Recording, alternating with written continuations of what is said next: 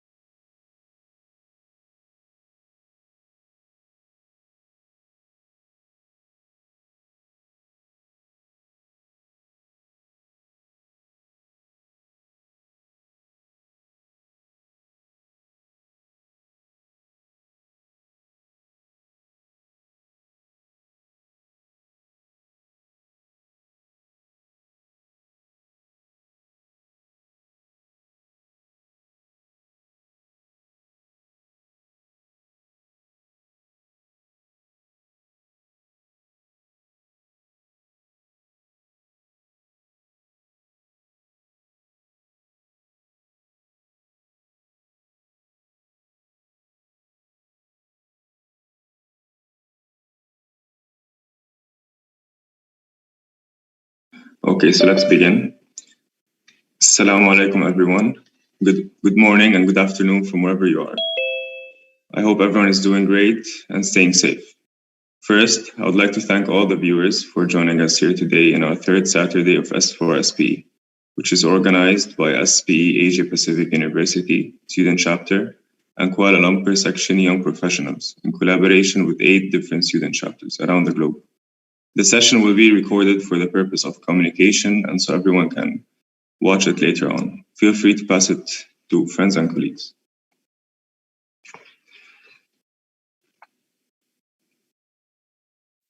Quick introduction about myself. I'm Isa Tarkhini, a fourth-year petroleum engineering student at the University of Aberdeen, currently serving as the secretary in my university's student chapter. I'll be your moderator for today. Let me take you through today's agenda, which also you can see on the screen. First, we'll have 2 small presentations about safety moment and why you should join SPE. Next, I'll introduce the team behind today's talk. Then I'll introduce the speaker for today, who's going to share her knowledge on the energy transition. After that, we'll have a Q&A session. So if you have any questions, please type them in the chat. Write your name, organization, and then your question. Then a fun and interactive Kahoot game session. And at the end, we'll have a photo session. I will ask you to fill a feedback form. Moving on, we'll begin by the HSE safety moment, which will be presented by Alex. Alex, the floor is yours. Hi everyone, my name is Alex Gray. I am the Secretary of SPE Student Chapter. For today's safety briefing, I'll talk about ergonomics. Ergonomics is a combination of 2 words, ergon, meaning work, and nomoi, meaning natural law. Ergonomics is the science and the art of fitting a job and a workplace to the worker's needs, to fit the worker's needs. So in other words, this means like making the employee feel comfortable wherever they do their work. So if you're watching the screen now, I hope you're following the correct posture. And don't forget to follow the 20 by 20 rule, which means that if you concentrate on your screen for 20 minutes, please focus 20 feet away for 20 seconds. The world has been going through a pandemic for a while now. Taking the necessary precaution will not only protect yourself, but those around you. Please don't forget to wear your mask, wear your gloves, and wash your hands regularly. Whatever we do today and continue to do is what will allow us to be together with our loved ones whenever this is over. Thank you. Now I'll pass it back on to Isa for the membership drive. Thank you. Thank you, Alex. And now for the membership drive, why should you join SPE? Leonard is going to answer this question. Leonard, the floor is yours. Thank you so much, Isa. And hello, everyone. I'm Leonard Chu from SPE Sarawak University, Malaysia, Student Chapter. And why do we join SPE? In this membership drive, I'm going to be presenting some benefit of our membership in regardless on also student membership and also professional membership. Now on the left side of the slide, we can see that in SPE, there is a league of volunteer. We get to join, and also we get to join the local section meeting. And of course, we get to join the distinguished lecture program. And in terms of the community, we get to participate in the Energy for Me, which is some sort of like a corporate social responsibility event, CSR, and of course some e-mentoring and also SPE Connect, where we connect with more experienced SPE members, or maybe even pass down our knowledge as an experienced member to the younger generation. And how do we stay current to the latest technology? Previous slide. Previous slide, thank you. So how do we stay current with the current technology? It's through journals such as Journal of Petroleum Technology, JPT, SPE Online Education, and of course, needless to say, our flagship events in SPE events and also different conferences. In terms of the professional membership, it spans way beyond that, such as mentoring programs, ambassador lecture, distinguished lecture series, volunteering opportunity, free education and learning opportunities, professional engineering accreditation, young professional development programs, professional networking, trainings, workshops, technical and career guidance, of course, community practice, and free access to SPE paper, which is 6 paper annually. Next slide, please. Now, for SPE KL section, this is the previous recordings, or maybe even the past posters of our previous records, previous events, such as we are very active and we have mentoring programs, member in transitions, young professional sharing session, live on the rig, SPE workshops, of course, conferences, the Reset Conference, and industry collaboration, SPE distinguished lectures, and YP sharing session, which is young professional sharing session, as in the youth for youth processing in the Big Reset. And first, needless to say, the community outreach, where we also do some fundraising to help those that are affected. Next slide, please. So, what have I mentioned before in this diagram? This is what students will get from the free membership, where you can receive mentoring, scholarship opportunity, fellowship opportunity, of course, Petrol Bowl, a fast-paced quiz competition, student paper contest, career guidance, and field trips. And moving on to the next slide. So moving on to the next slide, when we transfer our free membership into a professional membership, SPE KL session has made different extra benefit during this pandemic session. The first thing is the reduction of the fee by 50% for Malaysians. Because the second benefit is a free renewal for those who have lost their job during the pandemic. And because the third one is an insurance program for SPE members.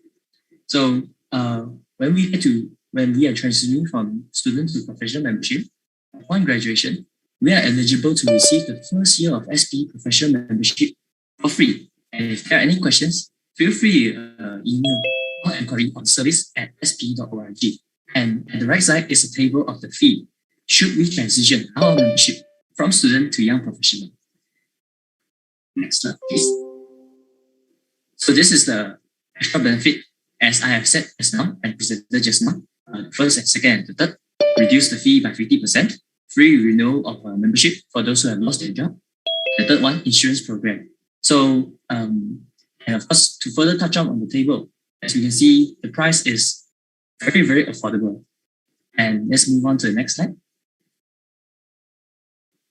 Of course, not just the price, we are also having some lucky draw campaigns. So we have started this membership promotion since 2020.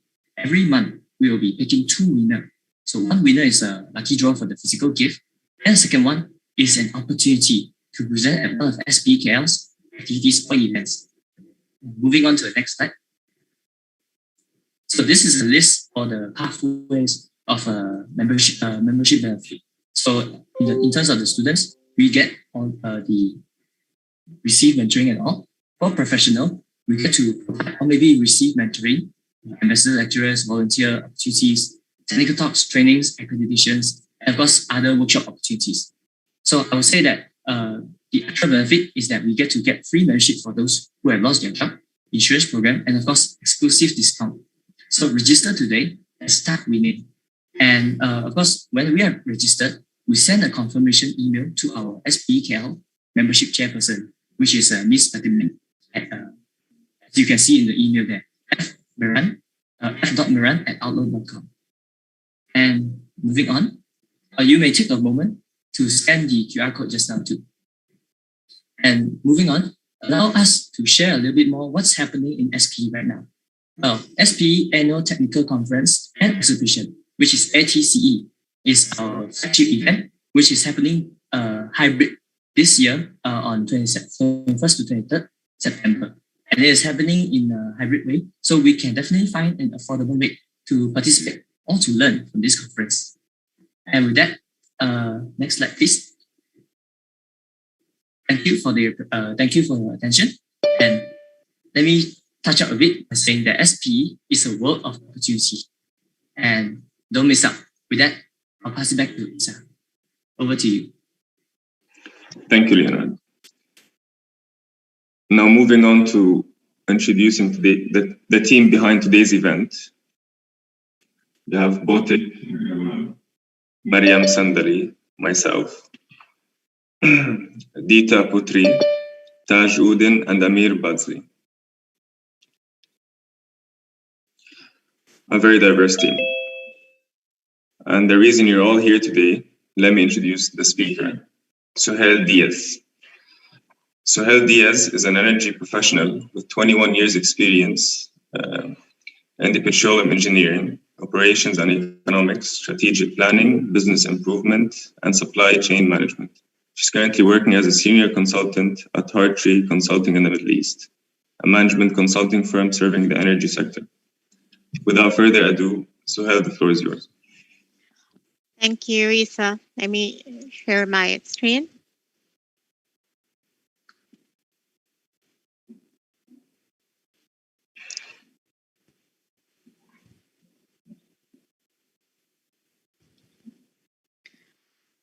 Can you see my screen now? Yep. Okay, perfect. Well, good afternoon, everyone, and thank you for the invitation. We are glad to be here today talking about these important and hot topics such as energy transition and new energies. Thank you for the introduction, Isa. Well, my name is Suhail Diaz. I've been working in the oil and gas in the oil and gas sector for more than 20 years in technical and managerial position in Latin America, Europe, and now in the Middle East. And also part of the SPE Northern Emirates Work Committee, SPE Gaia, and the Energy Institute. And with me, Alexandra Hill is also here with us. She is my main contributor to this presentation. She's also a petroleum engineer from the University of Texas and now works in the consulting team at Hartree Middle East. This presentation is divided into 4 parts: energy transition concept, energy transition scenarios, energy efficiency, and finally an overview of the new energies associated with the oil and gas industry, and final remark. And of course, well, we have the Q&A session and also a quiz or Kahoot game to confirm your learning today. First, let's begin with a general brainstorming about energy transition that I had with one of my MBA lecturers. Energy transition is not a new topic. Indeed, it's a very old topic. I think before Christ, with coal and different way to get energy, we also have energy at that time. And it's not only one transition. According to different authors or an organization, we could have multiple start points, no defined end point. It's a continuous process of systemic change. Change is the only constant for energy transition. It's also a combination of current state of energy mix, resource condition, demand based on increasing population, infrastructure, industry dynamics, technology. We have disruption, as for example, the COVID situation last year, skills, geopolitics, all vary according to geography and history. Energy transition in Scotland or in the UK is different from those in the US or Dubai or Malaysia. Each energy transition has its own characteristics. The energy transition, we can see here a few concepts. The energy transition is a pathway toward the evolution or transformation of the global energy sector from fossil-based to zero carbon option. Then the global energy sector shifts toward more sustainable and environmentally friendly production and consumption of all energy sources.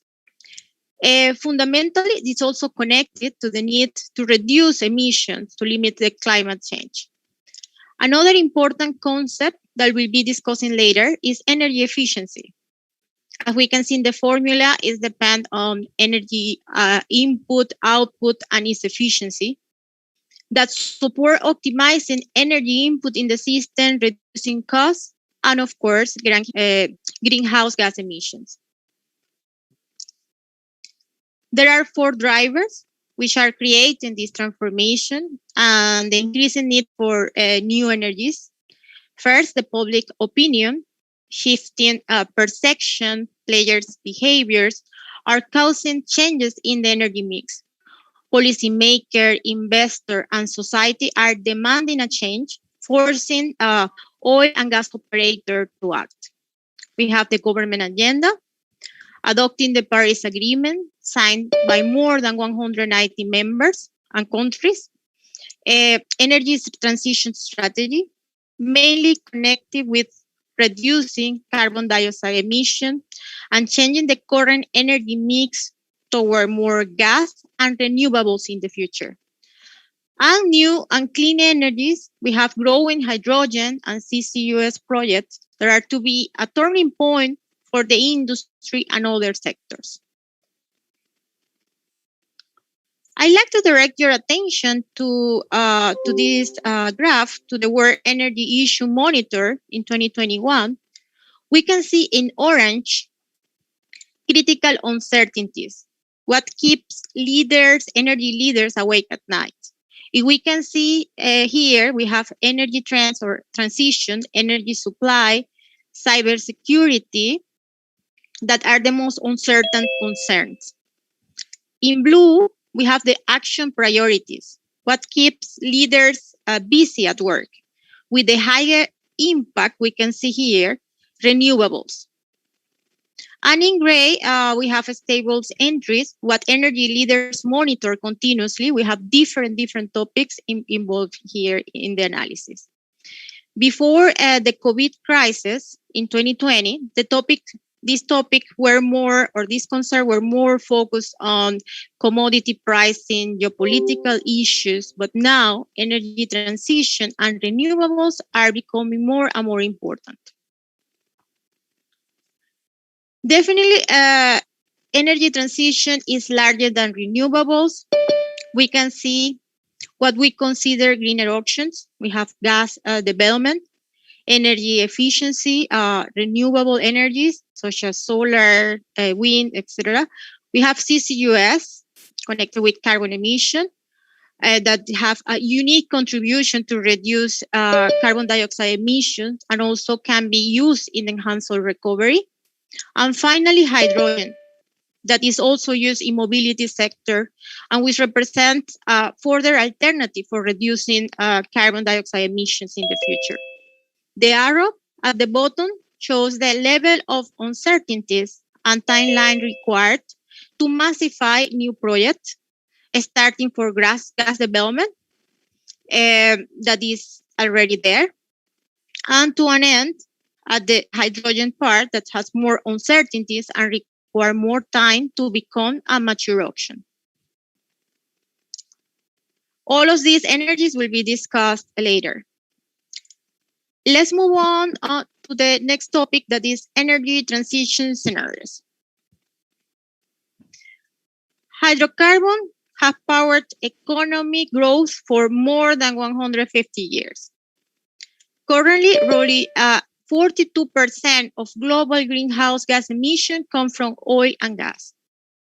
The graph here shows hydrocarbon contribution to the global fuel emissions in 2018. We can see in oil in dark blue bars, and we can see gas and others in lighter blue. In the BP statistical report, we can see different scenarios. We have rapid, net zero, and business as usual. The rapid scenario is an intermediate scenario that the oil and gas can reach 51% in the hydrocarbon use in 2050. Of course, rapid scenario considers a series of premises or policy measures led by significant increase in carbon prices and supported by several sectors, which causes that carbon emission can fall by around 70% in 2050. The most optimistic scenario is at net zero, shows 28%.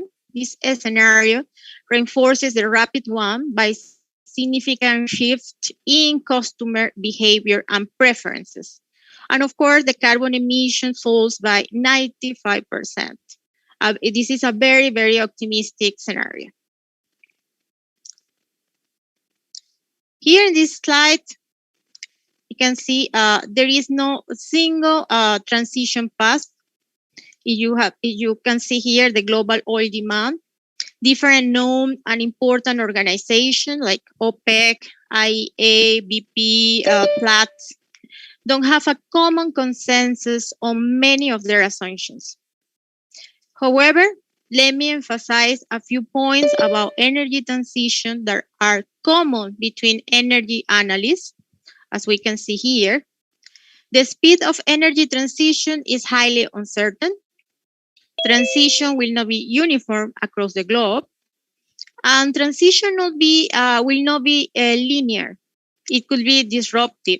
For example, the COVID crisis last year that make or shift maybe in an exponential way what is our perception about energy transition right now.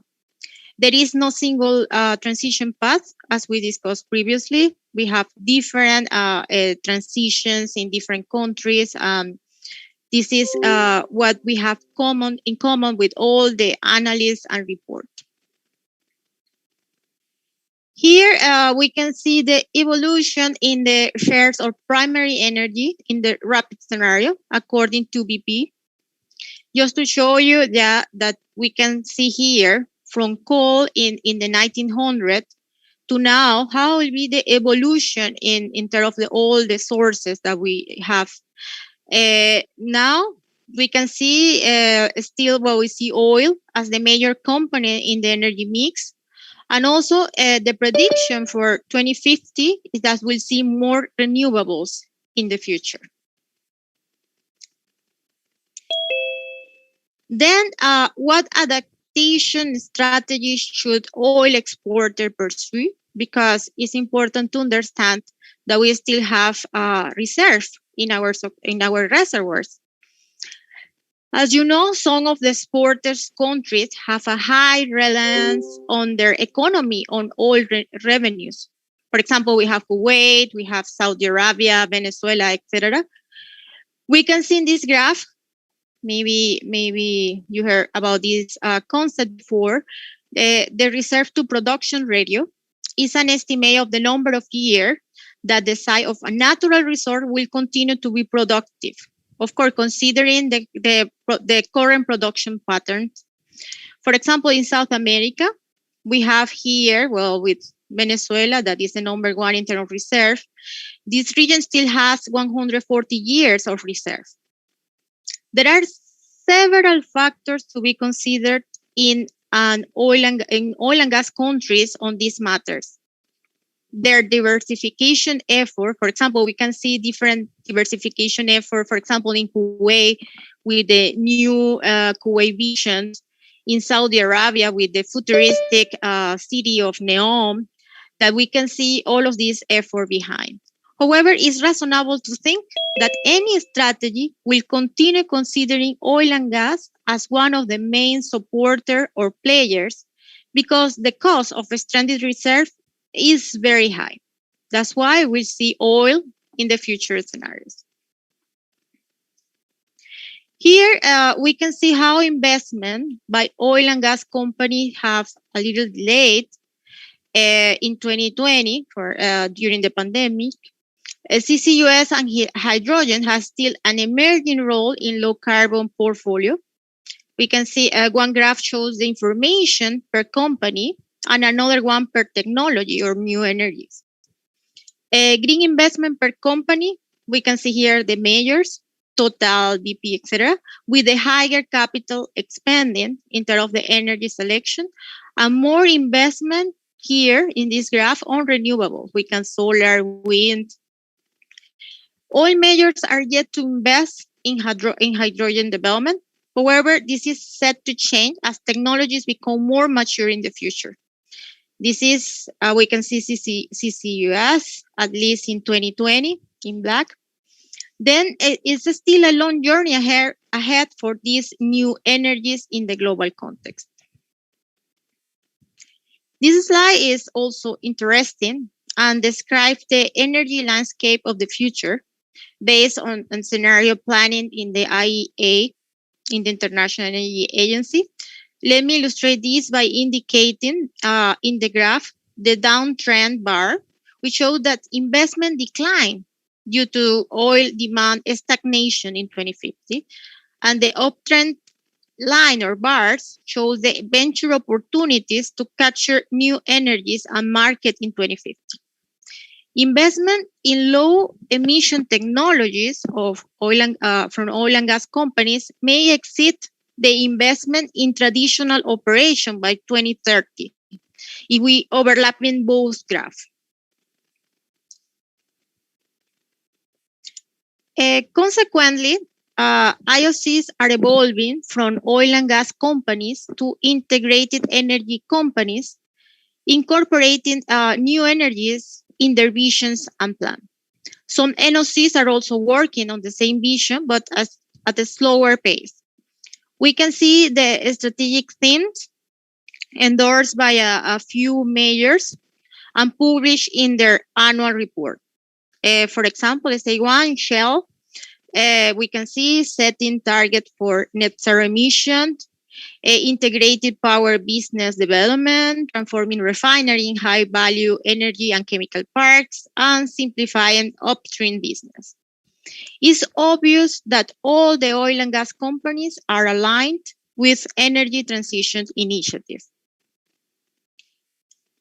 Equally, this table shows the IOC's plan to get net zero goals in the short, medium, and long term. We have Equinor, we have BP, Total Energy have ambitious, challenging targets related to scope 1, 2, and 3. There are 3 categories of carbon emissions here. For example, scope 1 is direct emissions from the equipment and internal combustions, for example, from wells, gathering centers, in the internal operation. Scope 2 is the emission connected with electricity purchased by the oil and gas company. And scope 3 is associated with the oil and gas end products sold and end users. Just to mention the concept here, and you be clear that we have different targets in 2030, 2040, and 2050. The third topic is energy efficiency.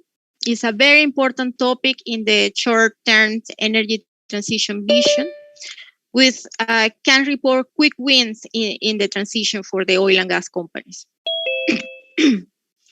Remember, energy efficiency is associated with the energy input, output, and also the wasted energy, as we described in previous slides.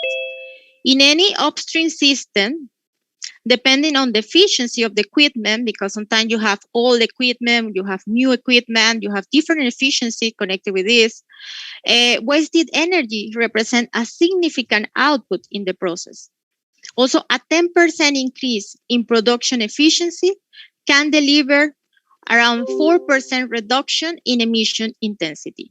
That is why energy efficiency is an important topic in the transition or transformation of the oil and gas industry. We can see here the input.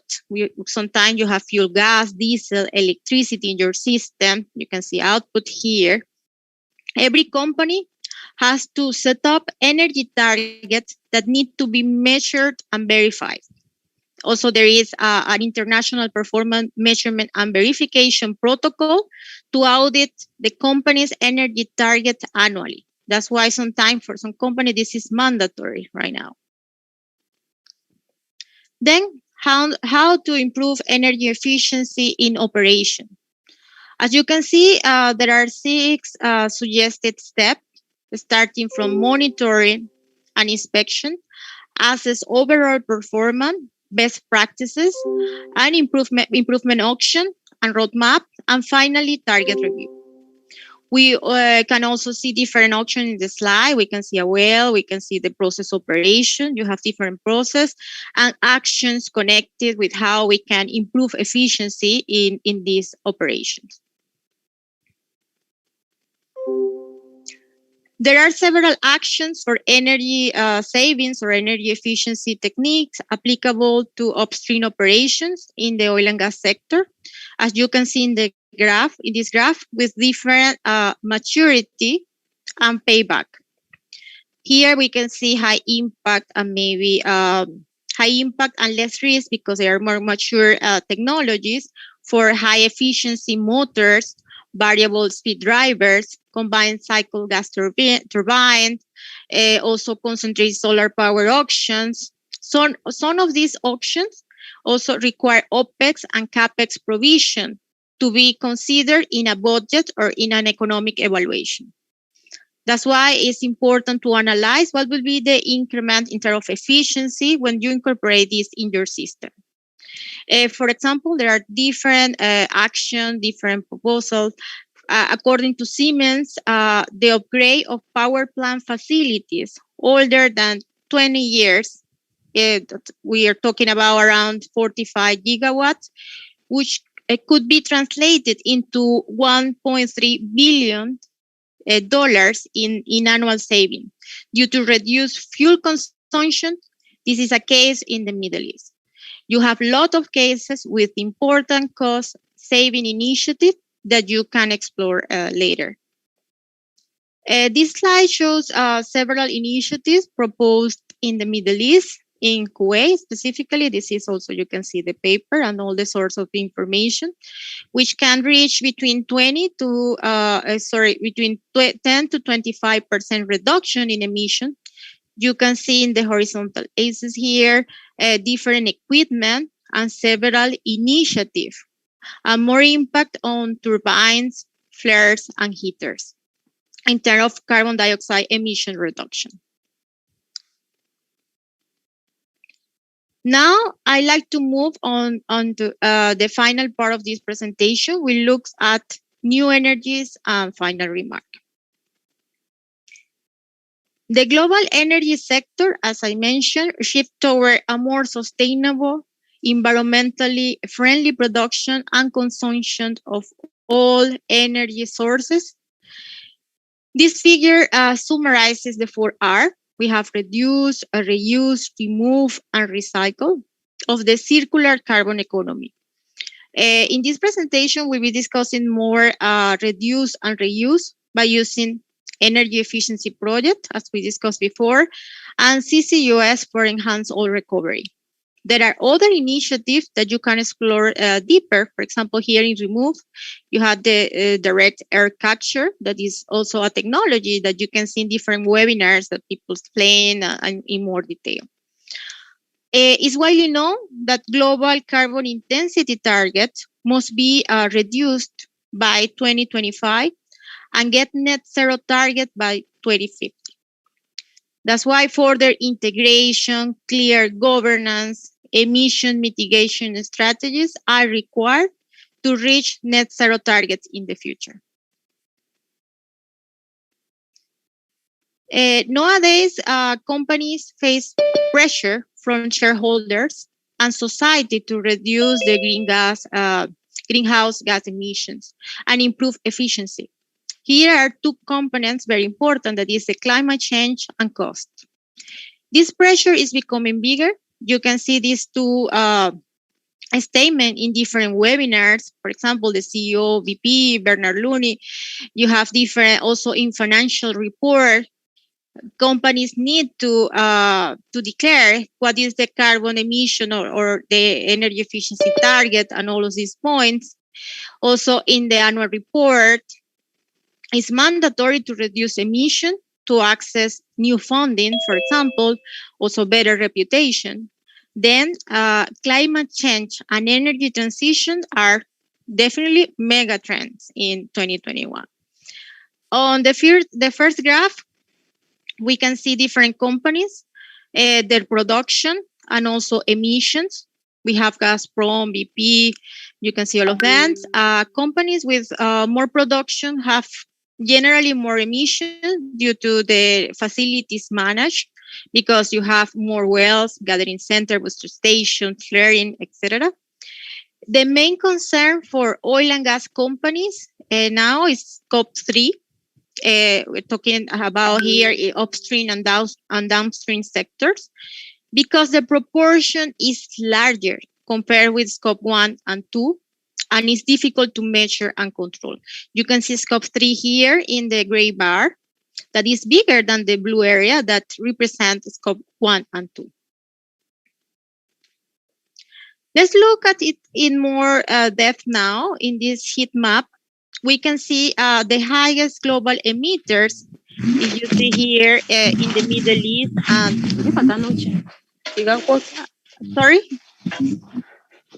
in the US. I show you a link. Let me show you.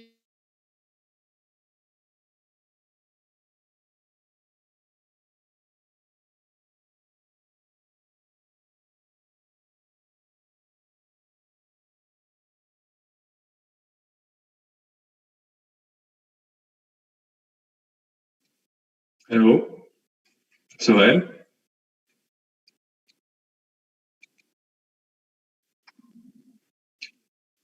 I guess she has some connection issues.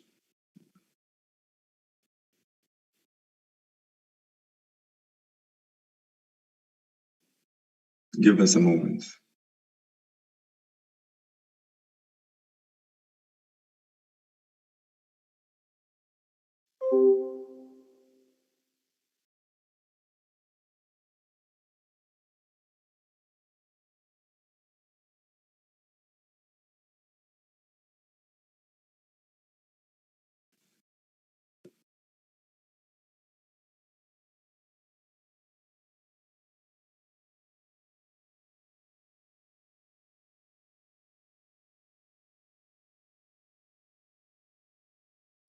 Sorry, I think I had problem with my internet.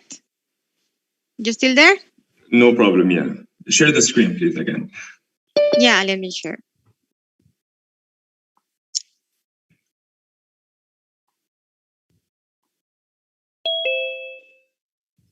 Okay, I think we were here.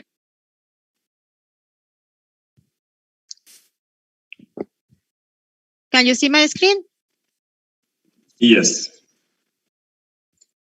Okay, at this point, I just discussed the highest emitter here. That was the Middle East. I want just to show here at this point, I had a link in the presentation. This is from NASA to illustrate better what is happening in the world in terms of carbon dioxide. This is ppm and how it increases from 2002 to now.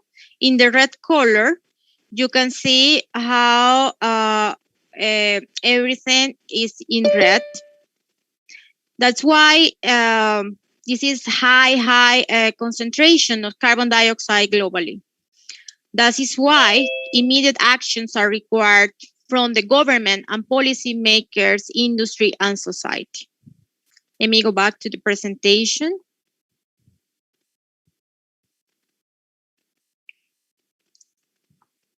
Can you see my screen? Yes. Yes, you can. Okay. Okay, let's move on to the CCUS.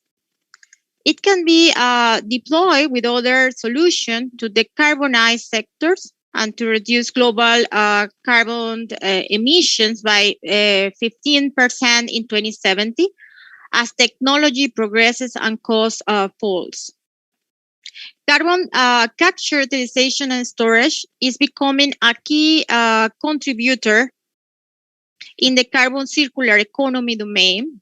CCUS is the process of reducing a facility or a field's emission by separating, compressing, and transporting the carbon dioxide for use in several processes. For example, enhanced oil recovery or storage in depleted reservoirs or other formations. Today, about 80% of the captured carbon is used for enhanced oil recovery at the reservoir level, while the other 20% is stored in geological formation like saline aquifers, etc. There are different carbon capture technologies that we have, for example, absorption, adsorption, membrane, cryogenic. Cost is the most significant barrier to wide-scale deployment of CCUS. With capture is the most expensive component here. That's why government and policymakers are also incentivize CCUS projects by implementing better carbon pricing and regulation. On the other hand, let's look at hydrogen. Hydrogen is used in refining, oil refining, operation, ammonia, methanol, steel production. It's also used in hydrogen fuel cells for vehicles. As we can see,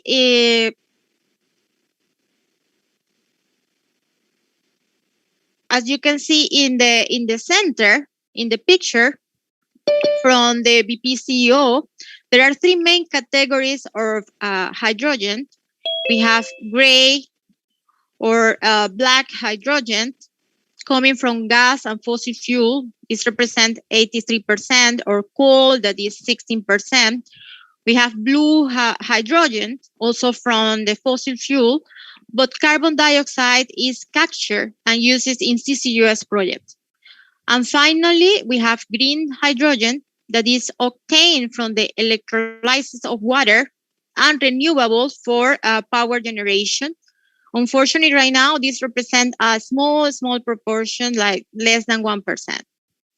There are a few thermochemical technologies here for these processes that you have steam, methane reforming, natural gas, goes through the sulfurization treatment, reforming with high temperature, steam, a water gas shift reaction. That's why water is an important component in this balance, and also gasification processes. You can study further these processes. There are also a key benefit of this new energy that you have here. You can see energy security, efficiency, environmental benefit, again, reduction of carbon dioxide, and flexibility. I want just to mention that hydrogen is taking prominence in national agendas around the globe. We can see important initiatives worldwide. For example, the UK, in the UK, the 10-point hydrogen plant promotes a green industrial revolution, target to generate more jobs. We're talking 250,000 jobs by 2030. Saudi Arabia, with the construction by 2030 of one of the largest hydrogen production plants in the futuristic city of Neom to capture the hydrogen for the European Union market, for example.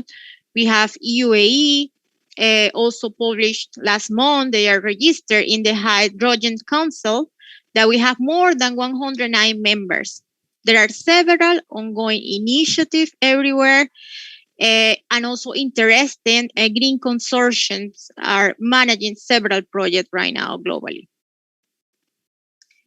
However, there are a few challenges to be considered. We have national strategy, national agenda associated with government policies, energy diversification, investing in framework for private investment, subsidies.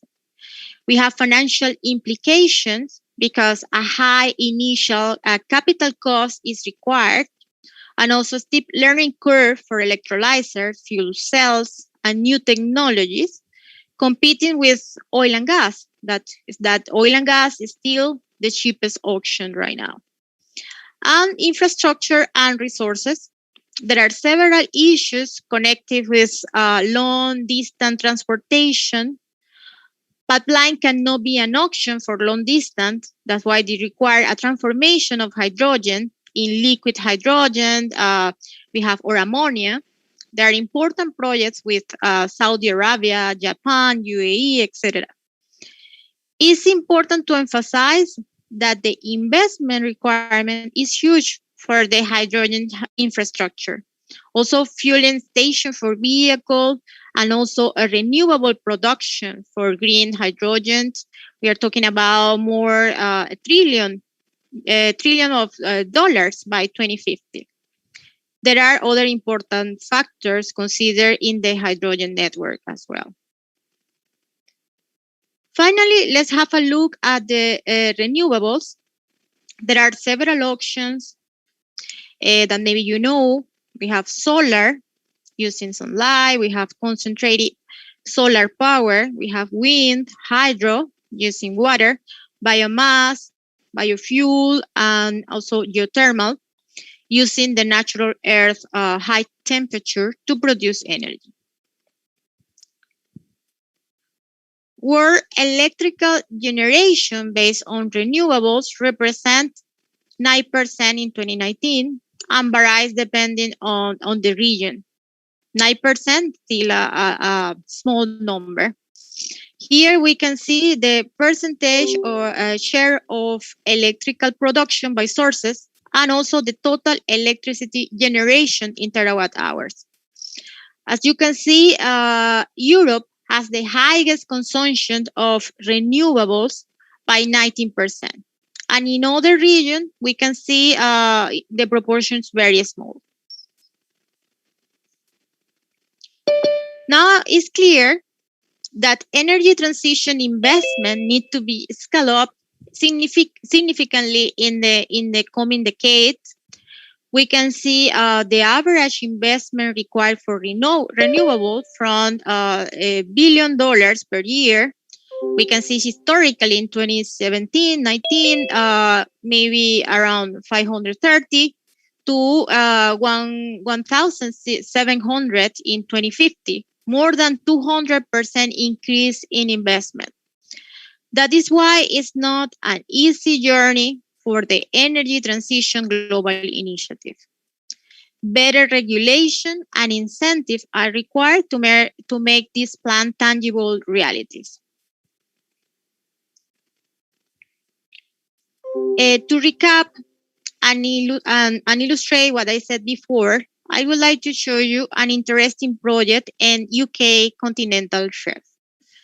Energy integration facilities show a quick wins project to accelerate cross-sector synergies and efficiency. This was published by the Oil and Gas Authority in 2019 with a duration of 3 years. You can see the technical phase and the economic and regulatory assessment, and also the funding of the investment required.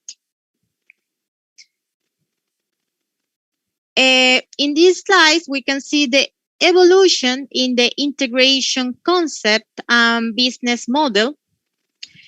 First, we can see proven technologies. We have transformed oil and gas.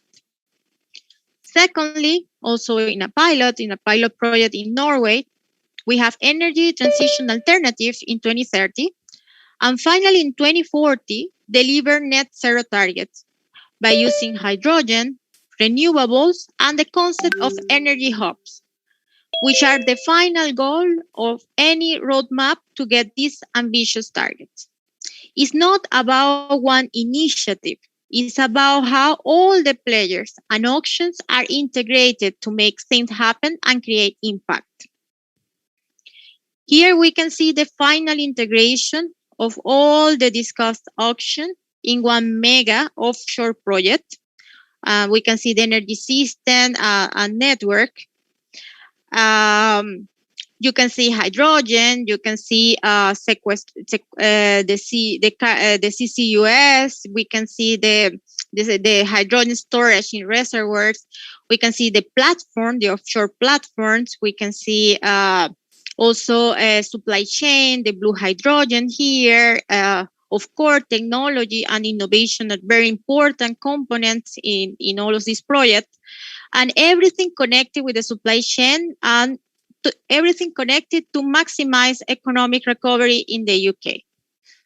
That's why you can see it's no one initiative, it's all the initiatives and sectors and players together, working together with the same common goals. Energy transition and ambitious project initiative require various skills from the oil and gas industry, transferable skill to the new energy industry. We can see here in this survey 3 questions. I think the world is moving away from oil and gas. 79% of the participants don't have a strong agreement with it. Renewables and other energies will replace oil and gas. Only 24% strongly agree. And here, 30% believe in climate change as a significant factor for the energy industry. The common point here is that the work and investment and skill required are huge for this transformation. A positive sign is that there are many ways the industry is overcoming the ongoing skill gap, such as targeting transferable skill, partnership with universities. I want to emphasize in this slide that all of us are requiring this transformation. That is why we need to be prepared, open to new topics, networking events, societies such as SPE, SPE Gaia, to create the space for this new profile required. Everybody is learning about this topic. That is why new ideas and debate are always welcome. Sorry.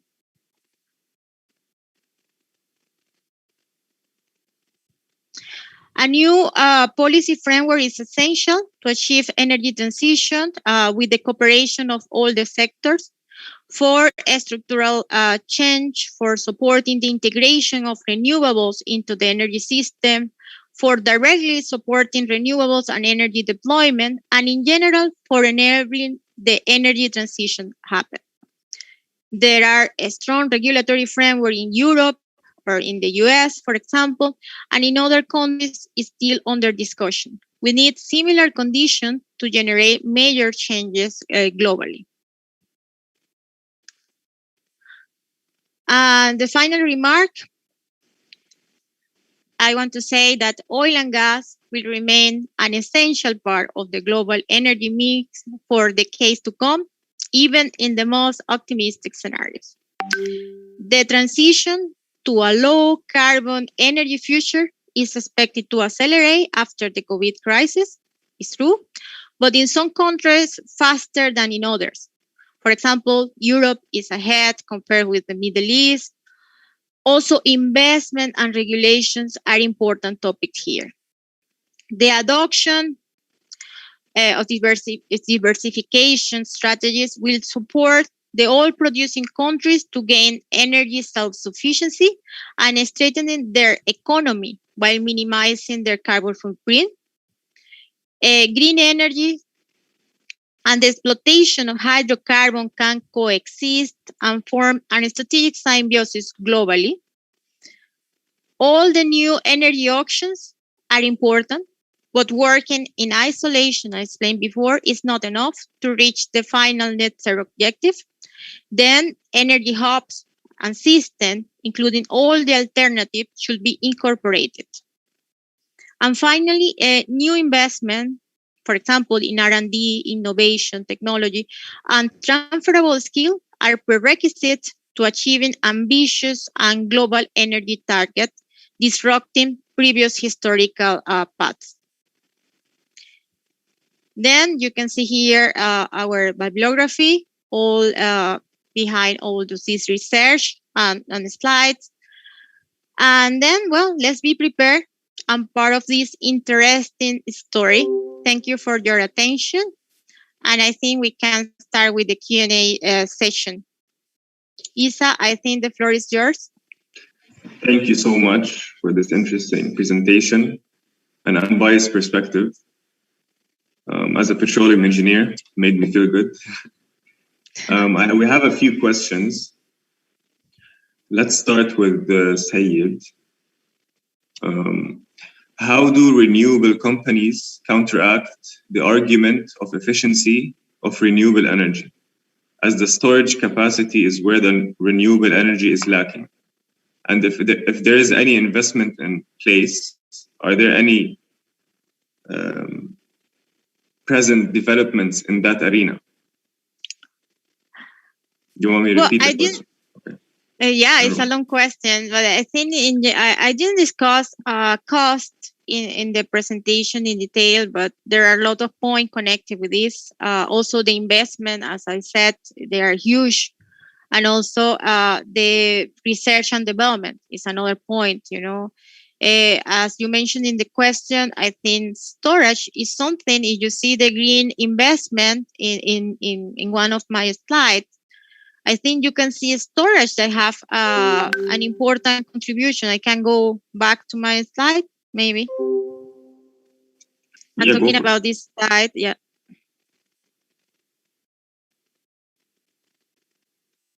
I think this slide, you can see energy storage. That is one of the components of the green investment by that we can see here per technology.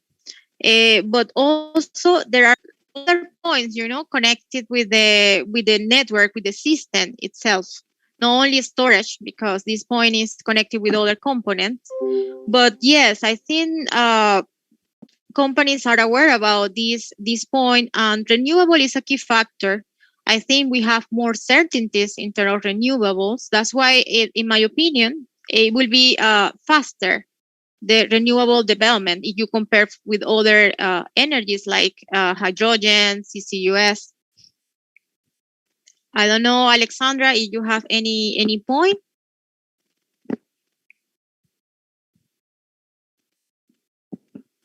Yes, I think you answered the question clearly, and there are some new technologies for storage still being developed. There's a grid-scale battery storage, and recently the cost has been decreasing. So there are many technologies still being developed on this subject.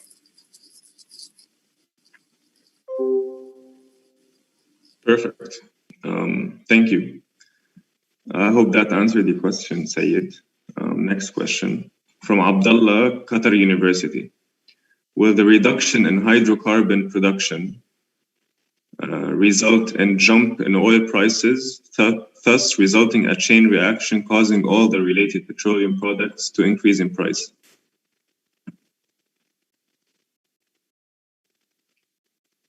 Sorry, what was the question? Will the reduction in hydrocarbon production result in a jump in oil prices, thus resulting a chain reaction causing all the related petroleum products to increase in prices? Well, you always have a cascade effect, of course, and also you have different strategies that we have, for example, with OPEC, the OPEC quota. If you reduce production, you always try to see the effect in the market in terms of the oil price, how the oil price increase. That is just strategies, market strategies.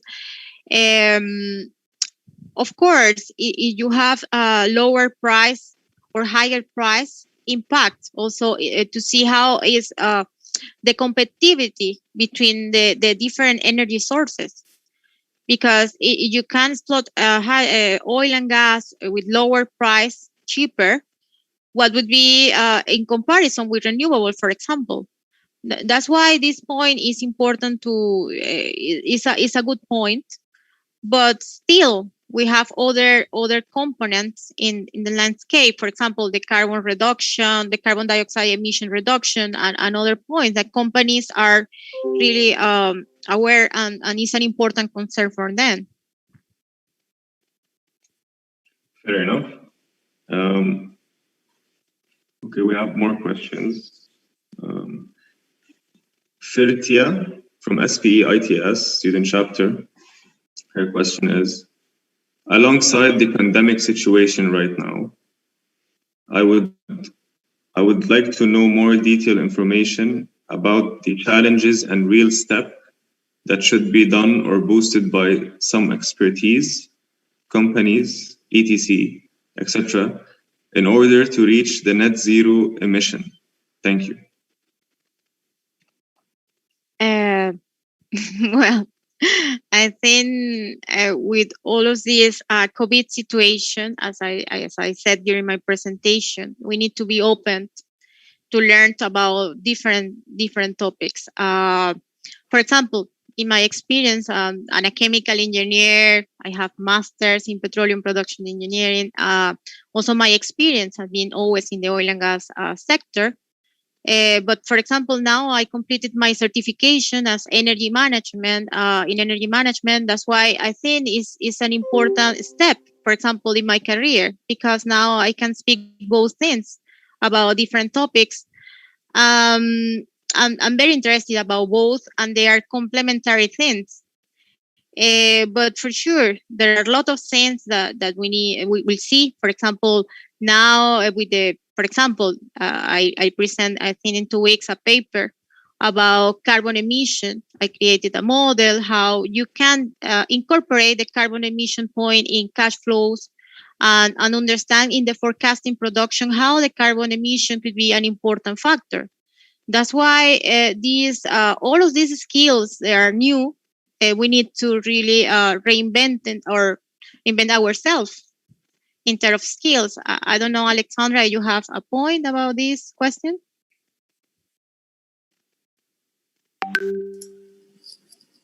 Yes, I think I also have a petroleum engineering background, but it's important, like Suhail said, to start learning these skills, new skills about the energy transition, and this could be the way on our part to start reaching this net zero emission.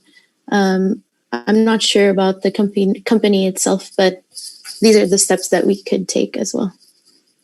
No, well, you can see for national companies, for example, here in the Middle East, are looking for more people with energy background as well. It's not only, well, I need a geologist for maybe, or a petroleum engineer, or someone for drill a well. Maybe I need also someone who knows about hydrogen, or someone who knows about CCUS. That is a new topic, but also a petroleum engineer can understand all the principles behind the CCUS or the enhanced recovery. That's why a geologist, I have friends, a geologist working in the US in a lab, analyzing the formation that you can storage carbon dioxide. That's why it's just open your mind and learn and adapt to the new era. I think the next question is relevant to this, what you just said also. I'm gonna ask it anyways. So it's from Mariam Sandali. Any advice, steps would you give to young petroleum engineering students, professionals, to be part of the energy sector in the future? Well, I can say that oil and gas is also energy sector. Don't forget it. We are in the energy sector right now in the oil and gas industry. It's just that the sector is more open, and we need also renewables for example, green hydrogen. We need also maybe to purchase carbon dioxide for our CCUS project from the steel industry or other sectors. That's why it's just that we are more more connected in the system. For me, the recommendation is always connected with learning. I think it's a life commitment just to learn. If you see, for example, this presentation, there are a lot of open points that you can explore deeper, and you can see, well, maybe in 5 years, why not to be an expert in CCUS or something, maybe hydrogen, why not? But the principles are the same. And also, my background career is chemical engineer. I studied a reservoir engineering master. And in the beginning, I said, well, a chemical engineer, reservoir engineering. Well, in the end, for me, the principles were the same. You have processes at the surface level. You have processes at the surface level. The idea is to understand how to manage this and understand the system. Okay, thank you. There's another question by Anwar Ruddin Hamad. While many economies still struggling at empowering their countries at the ramp up of fossil fuel economies, whilst more matured and developed nations' economies are gearing up for transition to cleaner energy, how this imbalance will affect the progress towards less carbon future? Did you get it? Yes, well, definitely it's true. We don't have the same development, as I said. You don't have the same regulatory framework. You don't have the same conditions to make these things happen. Of course, if you ask me, Latin America, for example, and from Venezuela, I think it's difficult that in Venezuela, with the situation, they can think about energy transition. We have different conditions. You have different energy transitions in different regions. That's why I said it's not only one transition. You have different transitions. But in the end, I think the idea is to reach the same level at, for example, in 2050. That's why other countries maybe need to support others. I think in the future will be more cooperation between countries. It is a global commitment for everybody, the net zero target in 2050. I'm not sure, Alexandra, you have a point here?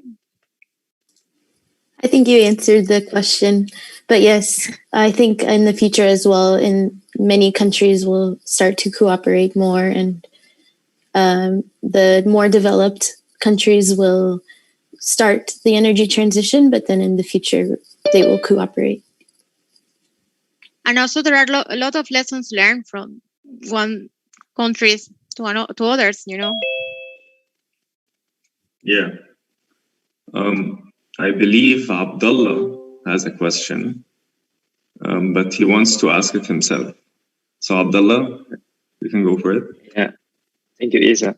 So my first question was very much linked to Mr. Anwar's question on we have different countries, different regions who are just right now starting the oil and gas production, right? So how do you ask those countries to just move to the energy transition, you know, while those people, they kind of rely on those new investments to grow, develop as a country. But I think you have answered that, Suhail.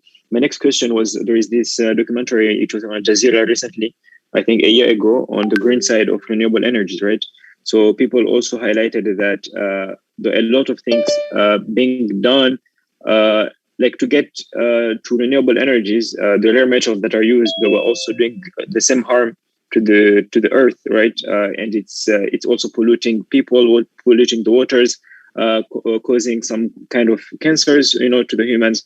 So I don't know, but I'm in that division. I'm divided if we should really go to the energy transition or we should just stay here, because the consequences seem like they are as huge as if we move to the energy transition or if we stay with oil and gas. I would like your takeaway in that. Well, your first point about the countries that start production, I totally agree with your point.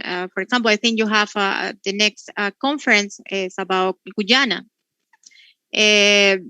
Of course, it's difficult to say, well, now we need an energy transition here. But the point is, I think for the oil and gas companies, it's no really a full 100 transition, because you still produce oil and gas and you need this money for invest on your energy transition as well.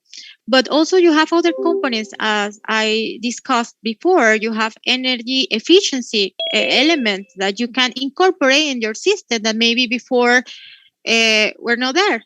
You know, all of this project about flaring, about how you optimize or you minimize the diesel consumption, or, you know, all of these points add value in the system.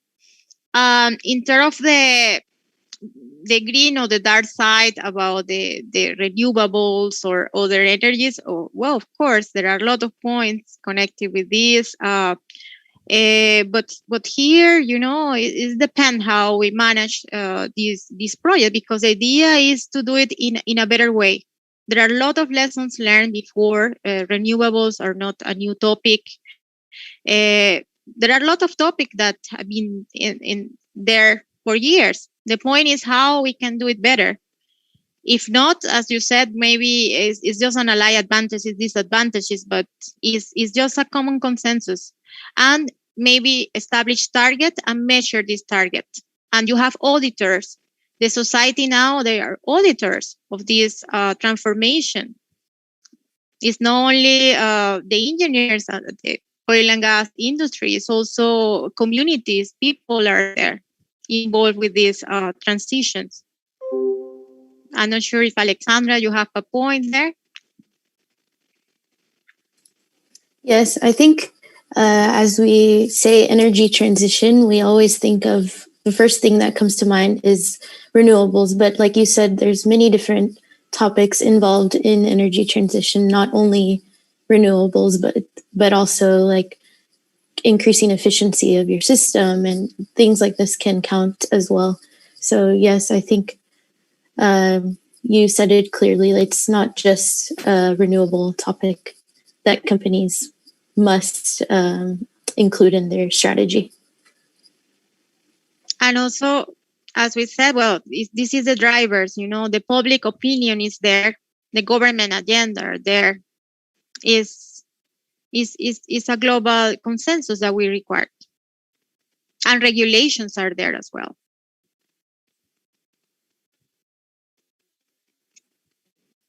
Thank you. I think you have answered the question clearly. Thank you. Thank you, Dada. Perfect. Guess there's no more questions, and we're running out of time, so we can move on to the Kahoot game session. If you can go to the slide, please.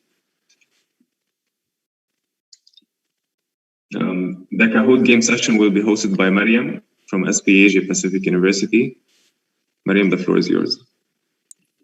Thank you, Isa, and thank you, Ms. Suhail, for this amazing presentation.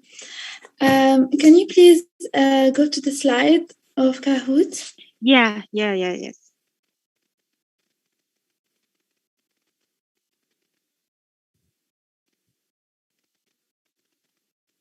All right, thank you.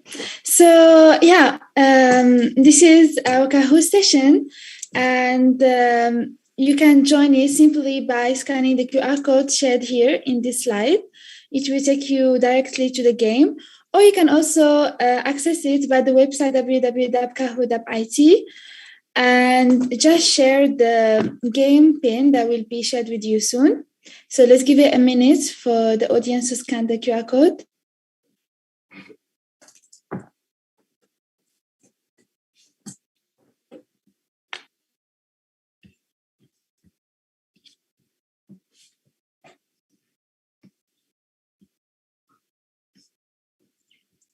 Right. Okay, so now I will share with you the game pin.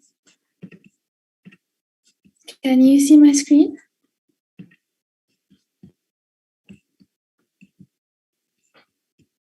Yes. Okay, thank you. So the game pin for today's game is 535117. So join with a fun nickname and let's have fun together. So far, we have 6 participants. I repeat, the game pin is 535117. 117.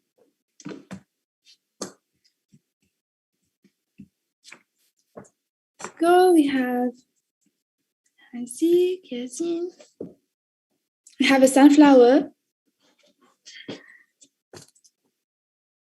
We have IoT. I think that's Internet of Things, maybe. Okay, 17 participants so far. We have a Kam and a San, probably someone from the Middle East.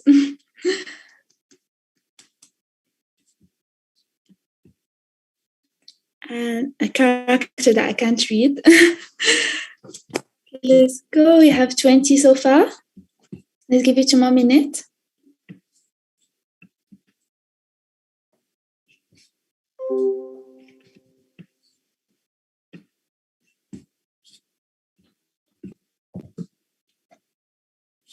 Okay, this is the last minute to join. Please use the PIN 535117.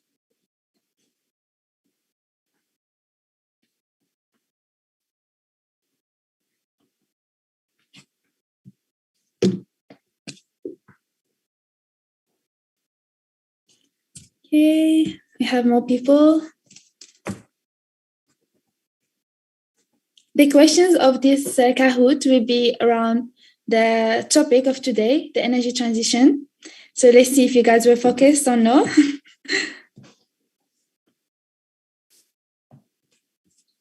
All right, so I think we can start now. So the topic of today's game is new energy, on energy transition.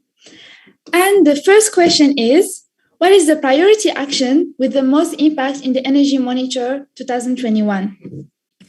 Is it energy efficiency, climate adaptation, renewable energies, or demographic patterns? So 3, 2, 1, and the correct answer is renewable energies. And 8 people got it right. Now let's see the scoreboard. In the first place, we have Genji. Then Gilbert is in the second place. So let's move forward to the next question. In the rapid scenario, how much is the forecasted hydrocarbon estimated to reduce by 2050? Is it 28%, 51%, 10%, or 100%?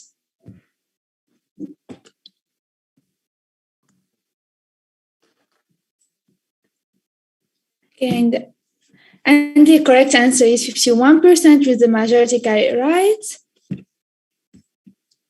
And now we have Gibra on the top, Jesus on the second. Okay, let's go. Which region has the highest reserve to production ratio? It is South America, North America, Middle East, or Africa? I think petroleum engineering students should know this. And the correct answer is South America, which the majority got it right too. Let's check the scoreboard. We still have Gibra on the top. Next, what could be a potential energy efficiency technique? Combined cycle gas turbine, CSP options, variable frequency drivers and high efficiency motors, or all of the above?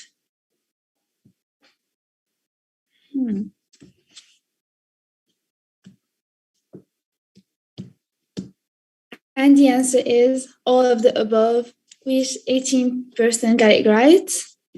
Okay, moving forward. Now we have Jesus on the top and IoT in the second. Gibra moved to the 4th position. Okay, let's move next. What is one of the main benefits of H2? Is it energy security? Is it low molecular weight, presence in the gas phase, or no toxicity? Right, let's go. And the correct answer is energy security, which only 7 people got it right. Let's find out. Now we have Gibra on the top. Okay, and IoT on the 4th. I see a competition between Jesus and Gibra here. Next question. Can you remember an option to transport hydrogen in long distance? Pipeline, ship in the gas phase, liquid H2 ammonia, or trucks? What do you think is the correct way to transport H2 in long distance? And is liquid H2 ammonia. So who got it right? We still have Jesus on the top. Okay, next. How long could the energy transition implementation take? 2 years, 5 years, 20 years, or depends on the region?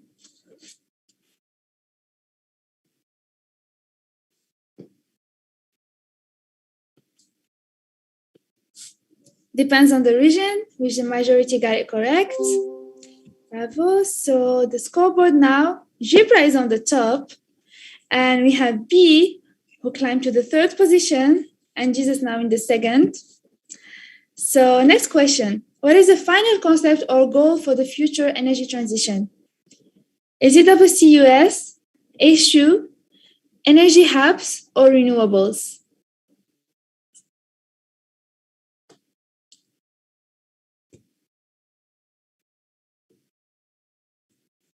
And the correct answer is energy hubs. Only 6 got it right. Let's see. We have Bella Ciao in the 1st position. Okay, that was unexpected. And we have Gibra and Jesus on the 3rd and the 4th. We have also Jacques on the 2nd. All right, the competition is strong here. Next question. Which energy option uses the Earth's natural high temperature to produce energy? Is it solar, biomass, geothermal, or CSP?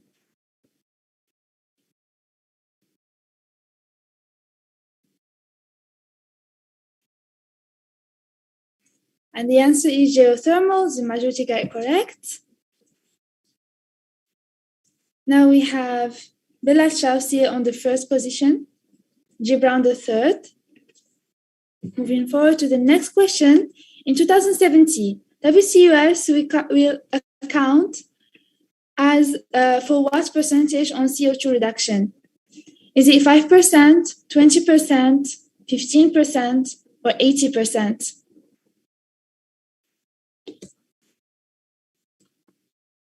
And the correct answer is 15%. Only 5 got it right. Let's check the scoreboard. Bella Ciao is still on the top. Gibra is climbing also to the top in the 2nd position right now. All right. And then we have the camel here, also in the 3rd position. So next question. Where could CO2 be stored? Is it in aquifers, geological formations like depleted reservoirs, tanks, or carbonate?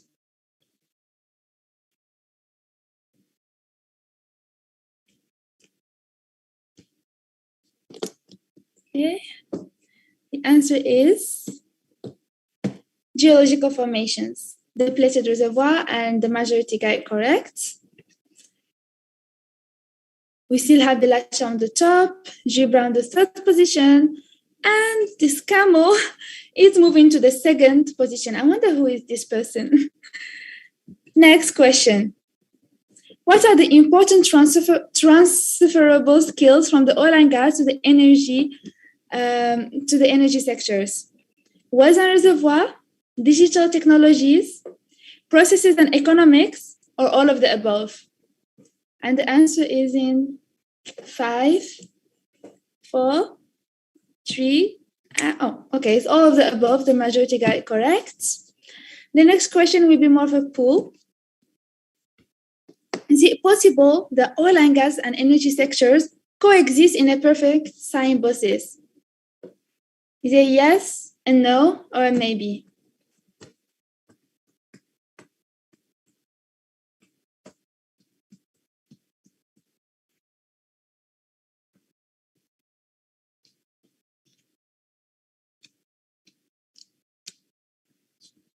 And the majority said yes, 20% said maybe, and 0% said no. Okay. So next, this is the podium and the results of this game. So in the third position, we have B with a smiley face. The second position is Gibra. And the champion of today's session is Bella Ciao. All right. So yeah, Bella Ciao, you are the winner of today's game. I hope everyone had fun and learned something from this game. And yeah, thank you everyone. And back to you, Isa.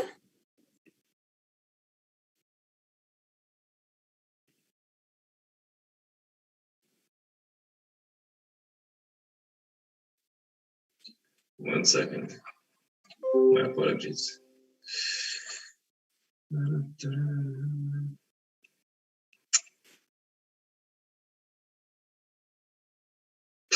Let me just go down.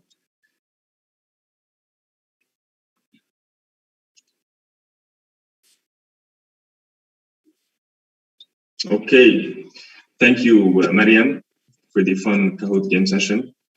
And congratulations, Bella Ciao.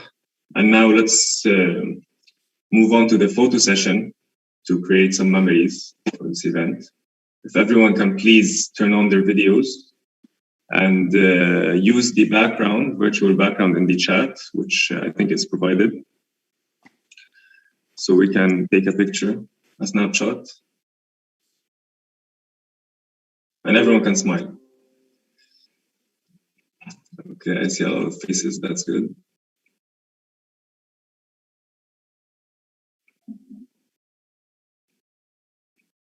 Okay, more people should open their videos, come on. I guess people are shy. We have 43 people. And only 10 people open their videos.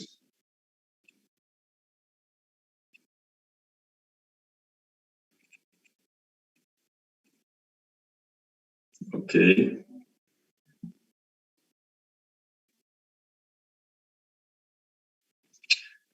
I guess that's enough time. We took the snapshot, probably share them on social media. And yes, did you take already? Yeah. Well, can you count? Because I think some people want to smile. We put that people. Oh, okay. I apologize. I'm just sharing my screen. Yeah. Okay, everyone smile. Okay. So we'll take another one. Change the pose maybe. Okay.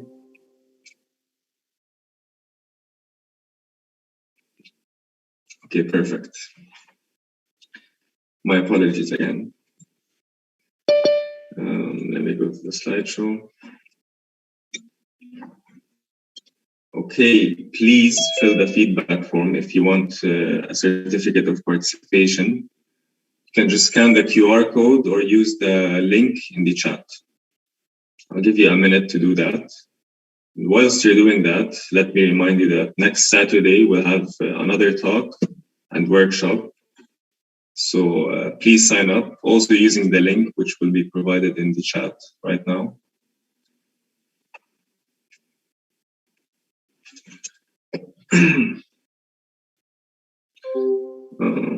You can do that after the event.